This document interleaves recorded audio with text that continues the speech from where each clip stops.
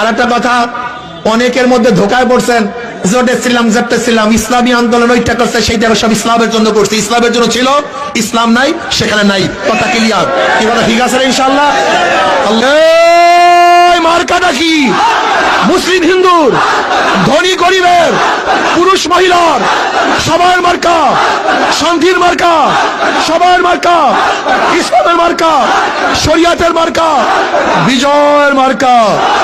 নারায়ে তাকবীর। মার্কাটা কি? ইনশাআল্লাহ আমরা এবার ইনশাআল্লাহ এমন ভাবে কাজ করব যেন হাত পাকাকে বিজয় করবই করবে ইনশাআল্লাহ। ধন্যবাদ সবাইকে। শাহেকের চরমনার এই প্রথম মনে অনেকে স্লোগান শুনছেন, খুব চমৎকার স্লোগান দিয়েছে। নির্বাচনী স্লোগানটা খুবই চমৎকার ছিল এবং হাত পাকার স্লোগানটা খুবই চমৎকার ছিল। কেন জামাতের থেকে দল ত্যাগ করছে, কেন জোট থেকে ত্যাগ করছে, স্পষ্ট সে বলে দিয়েছে। জামাত যতদিন ইসলাম ছিল, ইসলামী আন্দোলন জামাতের সাথে সমঝোতা ছিল।